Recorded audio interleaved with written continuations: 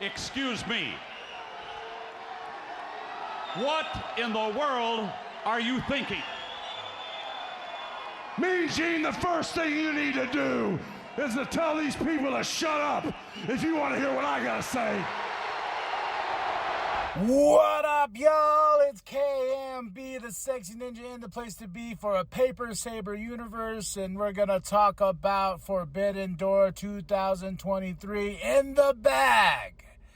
We got Excalibur, Kevin Kelly, and Taz on commentary, and throughout the show, there's a match when we switch over to Tony. But I gotta say, overall, as a show, this was fun. A lot of great stuff. Misplacing of matches, in my opinion, of where things were put, and I just didn't really think that was necessary. Especially, let me just get right into the show. We start the show off with MJF versus Hiroshi Tanahashi for the AEW World Heavyweight Championship. Match was okay. There was a few fun spots, but the best part was MJF wearing a robe that says New Japan is an indie company and stuff like that. And on his elbow pad, he says Ace is ass. So little things like that made me chuckle and whatnot. It was okay. Not my favorite MJF match, though. Usually every MJF match I'm watching, I'm like, man, that was awesome. But this was, it was what I thought it was going to be, especially after seeing Hiroshi and Swerve and how they just weren't clicking. I was like, yeah, I think MJF will do the best he can with Hiroshi. And Hiroshi's going to be Hiroshi. So, nothing too crazy or fantastic here. It is what it is. CM Punk versus Satoshi Kojima. This match was good. CM Punk, I gotta say, now I'm seeing him in singles action. The man still got it, and he's teasing. He's playing with the crowd. Am I good? Am I bad? And when he walked out to the entrance, he's like, he's having. It feels like he's having much more fun this time around. And with that crowd booing him, he doesn't care. You know what I mean? I like this match. I really did. And I'm seeing a CM Punk where I'm seeing, I think he's just going to have fun at this point in his career. Because he's like, yeah, I could go all, be Punk, but just have fun. But for these first two matches, I was right on both my picks for MJF and CM Punk winning. Third match, Orange Cassidy versus Daniel Garcia versus Zack Saber Jr. versus Katsuyori Shibata for the AEW International Championship Fatal 4-Way. Woo-hoo! This was a good match, man. One of my favorites here. I knew these guys were going to tear it up. I picked Zack Saber Jr. for the win.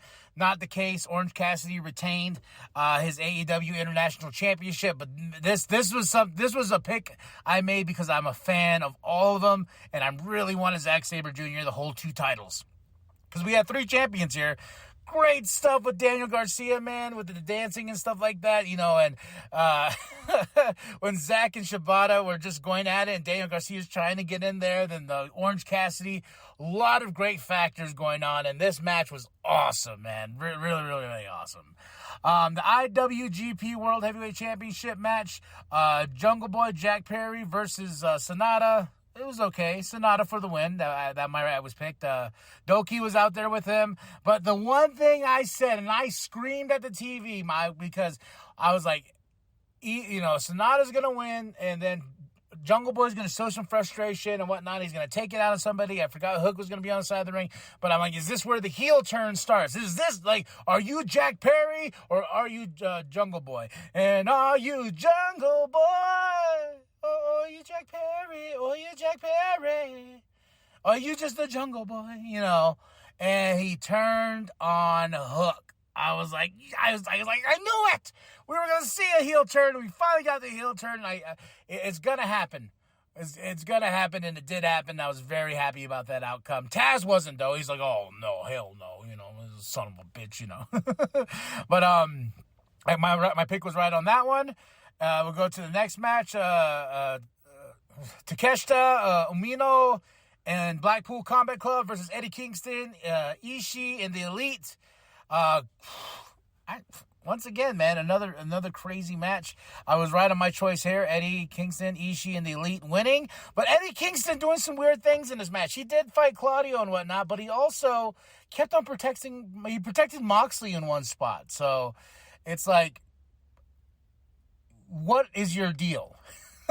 pretty much as that comes down to that, But this match, great stuff, man. And it definitely delivered on all levels. And this is when Tony Schiavone joined commentary. Next match, Tony Storm versus Willow Nightingale.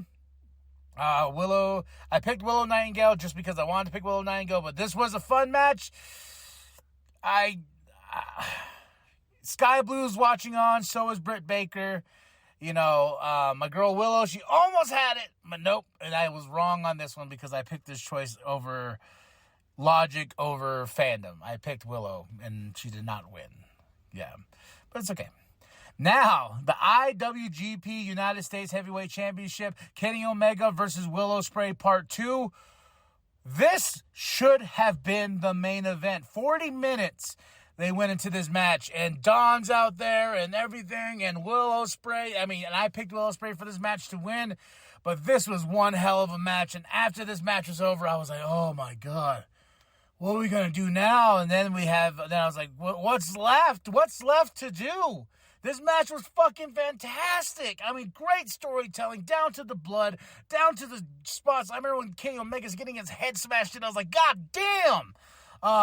And then we follow it up with Chris Jericho, Suzuki, Sammy Guevara, Darby Allin, Sting, and Naito. And I was like, that match was fun for what it was, but I'm like, you gotta follow that up? You need to follow that up? What the fuck, man? I felt like this was The Rock versus Hogan, and Jericho had the main event WrestleMania after that with Triple H in the main event. It was like, and I just find it funny too that Jericho's in this situation. But yeah, they had a great match, but man, match of the night. Kenny Omega versus Will Ospreay. The second to that is the AEW International Championship. Two of my favorites right there. Then we get into Jericho, and they lost. That was right on that pick too. Darby, Naito, and Sting, they won. And no Sammy turn, though. No Sammy turn. He just listens to the boss, and he put Sting through a table. So I was kind of wrong on that prediction. I thought this was going to be the night where Sammy was going to make his changeover. We got Jungle Boy to the heel, Sammy to a babyface. Now, the main event. Bryan Danielson, the Dragon.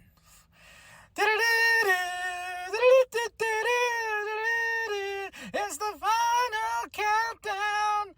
Not gonna lie, I geeked pretty fucking hard. I geeked really hard. I was like, I told my mom, I was like, ah! She's like, listen to the music. He used that for the indies for so long and on Ring of Honor. And it was just nice. And he even said in the scrum, he's like, yeah, the money, didn't know to buy the song. He didn't know the song was going to play. But, man, it definitely hits. And I got to say, this was a really great technical match. Old school Okada, Danielson tearing it up, going after body parts, going after, breaking down each other and this and that. And it was a great technical wrestling match. I just feel like it shouldn't have been the main event. This could have been where the IWGP United States Heavy Championship was. And Bryan Danielson, I did pick for the win. It was really hard because I'm a big fan of Okada. But also, too, it was like when he made Okada tap out, I was like, man, we got to see these two tear it up again. And I think Daniel broke something in the process. There was no Adam Cole match, by the way, because he was sick. He was not cleared. Athena in the 0 Hour show won, so she's going to move on. United Empire won. This is all 0 Hour. Mogul Embassy, Stu Grayson won. But, no, I got to say, overall, as the main show, I feel like the IWGP United States Heavyweight Championship should have been the main event. And we just swap them out because ending it on that high note. And then, it was just so much to live up to after that match, especially for Okada and Danielson. But they had a great match, though. Not saying they did it. So, but overall, I give this show a solid 4 out of 5. I had a good time from top to bottom. It was a great full 4 hours of wrestling. 5 hours, basically. Yeah, so tell me what you thought of the show. Drop those comments below. Tell me what you liked. Tell me what you did not like. Let's talk some pro wrestling here, folks. I cannot wait until the next pay-per-view. And also, they announced All Out is September... Let's see, what are my notes? September 3rd. So we're going to keep the All Out pay-per-view, even though we got the All In back. Tony got the rights back, too. Sure.